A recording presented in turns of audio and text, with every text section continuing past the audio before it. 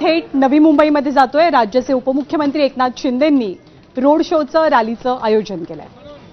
या निवडणुकीमध्ये लोकांना परिवर्तन पाहिजे आणि म्हणून या निवडणुकीमध्ये नव्या मुंबईमध्ये विकासाचं परिवर्तन घडेल आणि नवं सरकार, नवीन परिवर्तन या ठिकाणी या नव्या मुंबईत आल्याशिवाय राहणार नाही।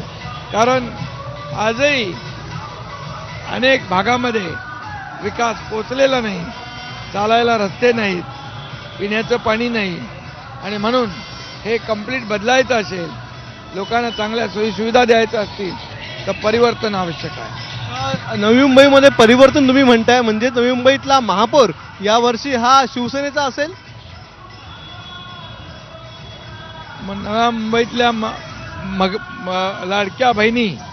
लाडक्या बहिणींच्या चेहऱ्यावर जे आनंद पाहतोय, त्या रस्त्याच्या दुतर्फा आपल्याला स्वागतासाठी उभ्या आहेत आणि त्यामुळे या नव्या मुंबईमध्ये लाडक्या बहिणी चमत्कार घडवतील हे नक्की। ठाण्याकडे येऊया सर। आपण ठाण्यातला आज आपला वचननामा महायुतीचा जाहीर करण्यात आला, प्रकाशित करण्यात आला। त्यामध्ये अनेक वेगवेगळे मुद्दे जे आहेत ते या ठिकाणी देण्यात आलेले आहेत। काय वाटतं, ठाण्याच्या विकासासाठी एक असा कोणता प्रकल्प आहे जो तुमचा ड्रीम प्रोजेक्ट आहे, जो अजूनही करायचा बाकी आणि नवीन सत्ता आल्याच्यानंतर तुम्ही करणार आहात? ठाण्यात देखील आम्ही विकासाच्या मुद्द्यावर निवडणूक लढवतोय। ठाणं बदललंय, ठाणं बदलतंय।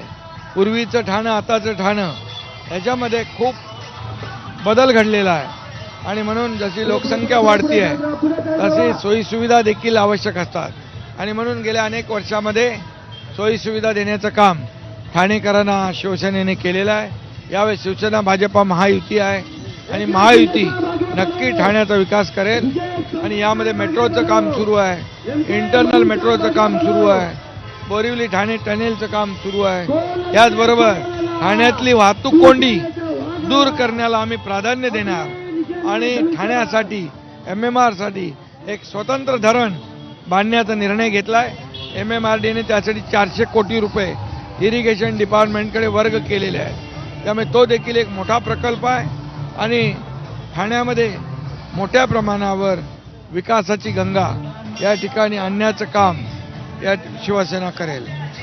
नेहमी ही हा एक कंपॅरिझन केलं जातं की नवी मुंबई महानगरपालिकेचं धरण झालेलं आहे आणि ठाण्याचं धरण अजून बाकी आहे।